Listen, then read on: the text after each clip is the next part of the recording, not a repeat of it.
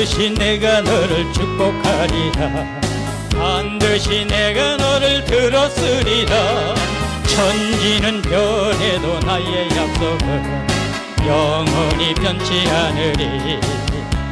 두려워 말라. 강하고 담대하라. 낙심하며 실망치 말라. 낙심하며 실망치 말라. 실망치 말라.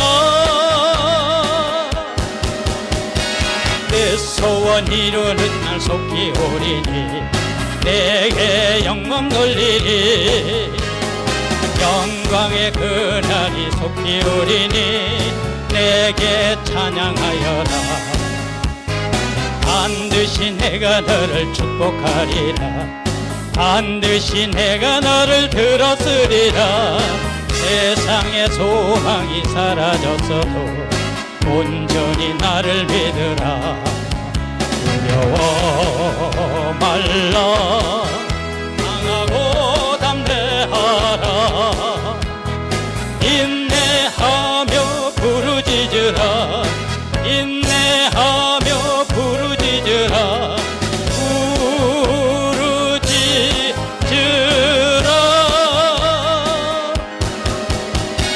영광의 그날이 속히 오리니 내게 찬양하리라. 영광의 그날이 속히 오리니 내게 찬양하리라. 아멘. 하나님 말씀 보시겠습니다.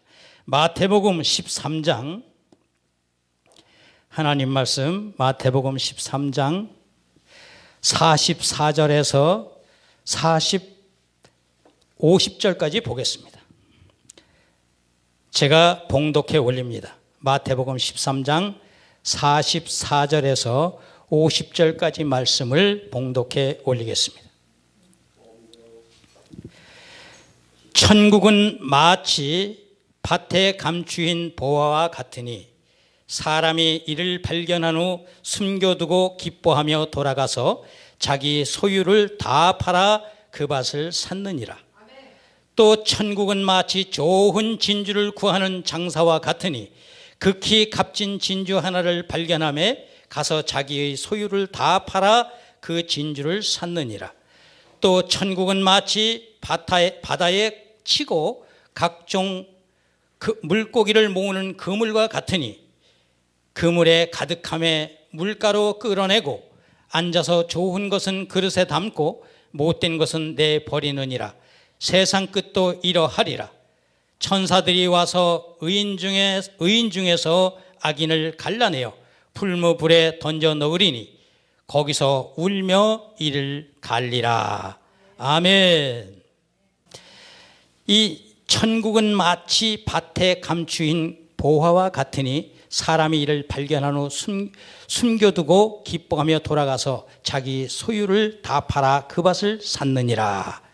천국은 마치 진주, 천국은 마치 바다에 친 그물. 이 말씀을 보면요, 주석서에 보면 우리 선배들이 주석해 놓은 내용 중에는 저하고는 다른 말씀을 기록했습니다.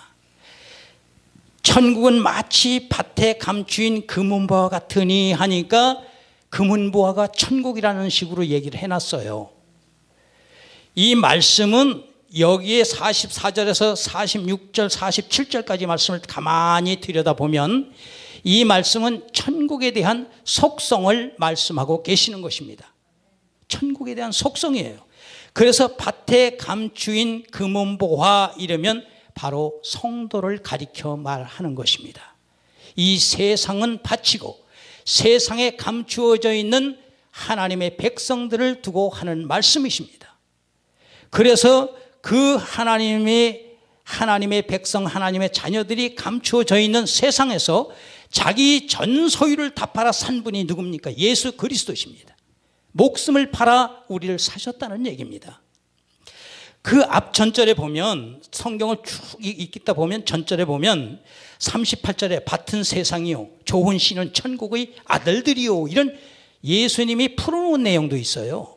이 밭은 세상이라는 거예요. 여기 주체가 이 말씀을 하신 주인이 누구십니까? 예수님이십니다. 비유로 말씀하신 분이 예수님이에요. 근데 천국을 금은보화니까 너희들이 금은보화를 주고 사라. 그 밭을 사라. 밭이 뭔데 밭을 사요? 천국 금은보화를 사야 되는 것이고, 밭을 산다고 하는 것은 세상을 사는 것인데, 이 밭이라고 하는 것을 산다고 하면 천국을, 예를 들어서 금은보화를 사서 내가 천국을 간다고 하면 돈 주고 천국을 사서 가는 거잖아요. 구원도 돈으로 간다는 얘기가 되는 겁니다. 결론은. 결국은 예수 그리스도께서 너희들을 위하여 내 목숨을 버리고 너희들을 내가 샀다는 말씀이 되는 겁니다. 또 천국은 마치 좋은 진주를 구하는 장사와 같으니 그랬어요.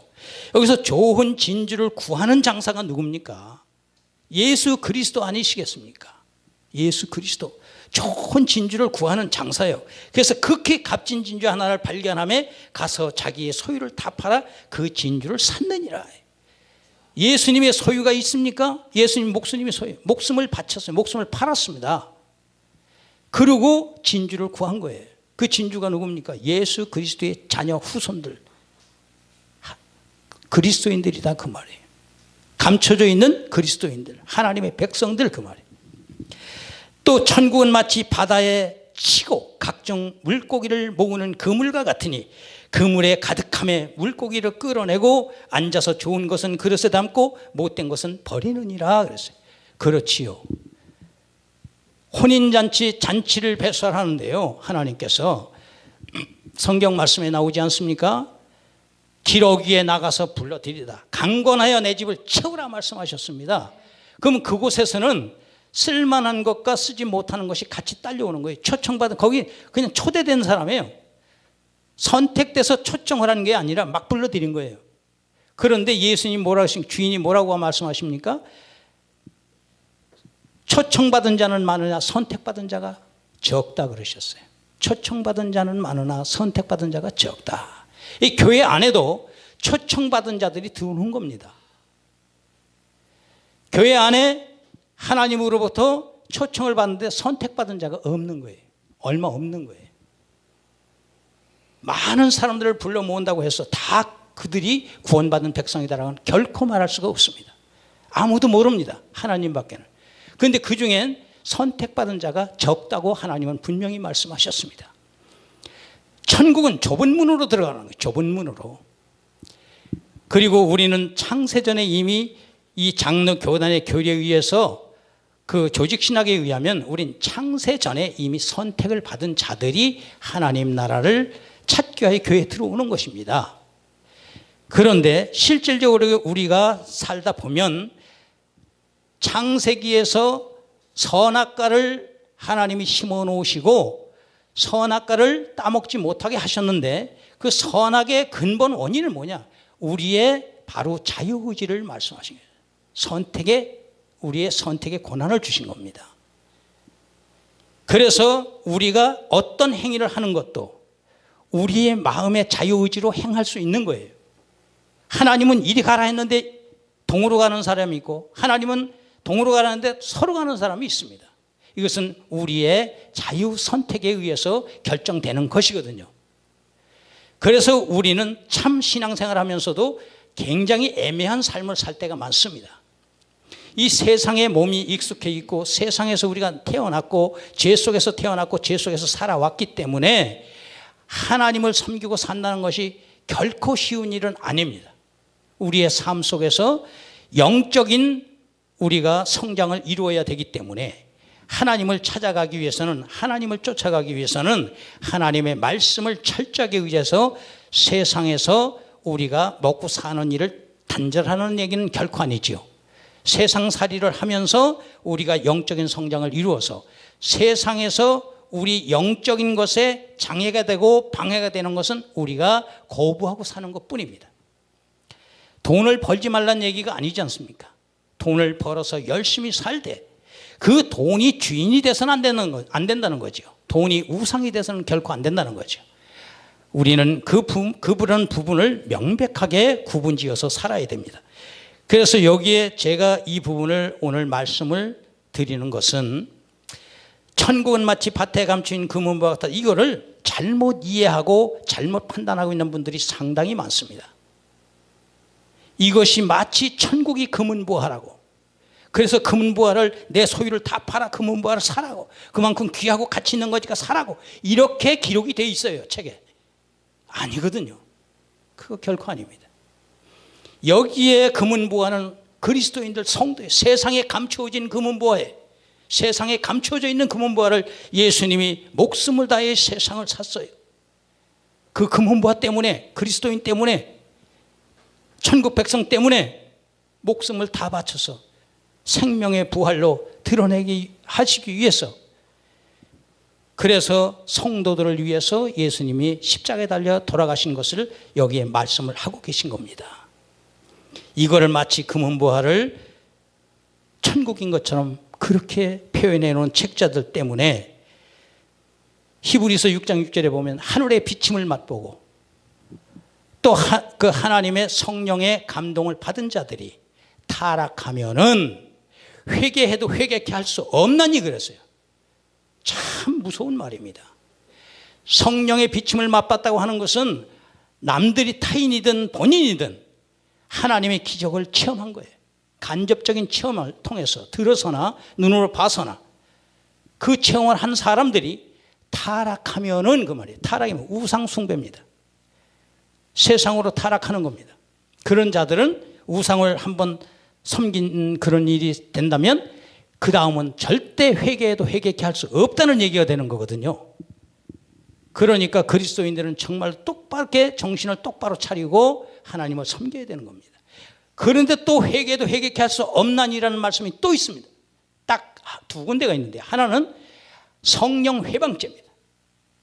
예수님께서 성령을 회방하는 것, 성령을 회방하는 것은 결코 회개할 수 없다, 돌이킬 수 없다고 말씀하십니다. 그러면 하나님의 말씀을 그릇되게 전하면 성령 회방죄에 걸리는 거예요. 강단에서 하나님 말씀 전한다고 여기서 입을 열어 말한다고 그거 결코 즐겁고 유쾌한 일이 아닙니다. 본인이 얼마만큼 하나님의 말씀을 정확히 전하느냐, 얼마만큼 하나님의 말씀을 바로 전달하느냐, 이걸 중요하게 여길 줄 알아야 되는 거예요. 두렵습니다. 강단에 설 적마다 두렵습니다. 한 가지 제가 너무 하나님께 감사한 것은 외국 히브리서, 헬라어, 영어, 이런 게 영어 문화권에 보면요, 제가 뉴욕에 가서도 선교를 해보고 LA에서도 해봤지만 그들의 언어가 조금씩 달려요. 같은 영어라도. 그런데 이 영어나 헬라어가 영어가 헬라어에서 파생된 언어 아니겠습니까? 그런데 헬라어는 한 가지의 뜻을 전달하기 위해서 10가지의 단어를 수식을 하는 거예요. 한 가지를 설명하기 위해서 10가지의 문장으로 수식합니다. 설명을 합니다. 그런데 우리 동양 문화는 서양 문화하고 동양 문화하고 정반대입니다. 동양 문화는 한 10가지의 뜻을 한 문장에다 집어넣고 전달을 해버려요. 그게 히브리 문화입니다. 10가지의 뜻을, 이 성경이 바로 그렇게 기록됐어요. 여러 가지의 뜻을 함축시켜서 한 문장 안에다 딱 집어넣고 말을 해요. 간단하게. 그러니까 한 문장 가지고도 수없이 많은 뜻이 막 드러나는 거예요. 그러니까 그게 한국 사람, 일본 사람, 또 중국 사람, 이런 사람들이 성경 보기가 제일 좋습니다. 왜냐하면 히브리 문화에서 파생된 언어나 그쪽 지방의 언어는 10가지의 뜻을 한 문장에다 넣고 얘기를 했기 때문에 우리는 그걸 이해하기가 좋은 거예요. 그래서 문장을 가만히 들여다보면 그 속에서 말씀하고 계시는 의미를 찾아내는 거예요. 그런데 서양 사람들은 그게 잘 안 돼요. 이거 why야 이게. 왜 그러냐 이게. 그들은 한 가지의 뜻을 10가지 문장으로 수식을 하기 때문에 정확히 언제 어디서 누가 무엇을 어떻게 왜라고 하는 육하 원칙에 의한 내용으로 설명을 해줘야만 이해를 하는 거예요. 우리하고는 전혀 다르죠. 문화가, 언어적 문화가. 그래서 우리는 성경 보기가, 성경을 이해하기가 어느 나라 민족보다도 훨씬 유리하다, 전 그렇게 생각을 합니다. 그래서 이 하나님의 말씀을 보면서 그 속에 감추어져 있는 예수님의 뜻과 예수님이 전달하시고자 하는 의미를 찾아내기가 쉽습니다. 더군다나 제가 언제부턴가 우리는 하나님의 말씀을 먹고 살아야 된다는 걸 예수님이 사탄들에게 떡으로만 살 것이 아니라 하나님의 입으로 나오는 말씀으로 살아라 라고 하신 말씀이 딱 꽂히면서 그 다음에 말씀을 그냥 탐독을 하기 시작했어요. 그냥 대충 쭉 한번 읽고 쭉 한번 이야기식으로 읽는 게 아니라 한 글자 한 글자를 쫙 문장 하나하나를 읽어가면서 탐독을 하니까 성령께서 딱 지혜를 주시면서 이거 그냥 한 번에 쫙 읽어나가면서 다 깨달아지는 거예요. 말씀이 쭉, 그냥 주석서가 필요가 없는 거예요. 그래서 그 다음서부터 말씀이 얼마나 좋은지, 말씀 보기가 얼마나 재미가 있는지 하루에 성경을 그냥 5장도 보고 10장도 1장, 2장, 3장, 4장 이렇게 해서 5장, 10장씩 이렇게 계속 본 적이 있습니다. 지금도 보고 있습니다. 그래서 다시 보려고 일부러 새 성경을 또 지난번에 제가 구성경 뭡니까 옛날에 개정개혁 이전에 그 성경을 가지고 제가 여기 단에 섰었는데 이거는 개혁개정 새로 번역한 개혁개정을 가지고 왔어요. 이걸 사서 다시 탐독을 들어간 거예요. 그런데 그전 성경하고 많이 참 다른 부분이 많습니다. 성경 가사도 틀리고요. 또 이제 찬송가 가사도 다르고 그러대요. 좀 약간 혼란스러운 부분이 있었는데 그래도 내용에서 크게 변질된 것이 없으니까 그냥 성경을 충실하게 보고 있습니다. 그래서 우리는 하나님의 말씀을 전함에 있어서 정말로 정확하게 예수님이 증거하시고자 하는 뜻을 바로 전달할 수 있는 참된 그런 그리스도인 되시기를 예수님 이름으로 축원합니다.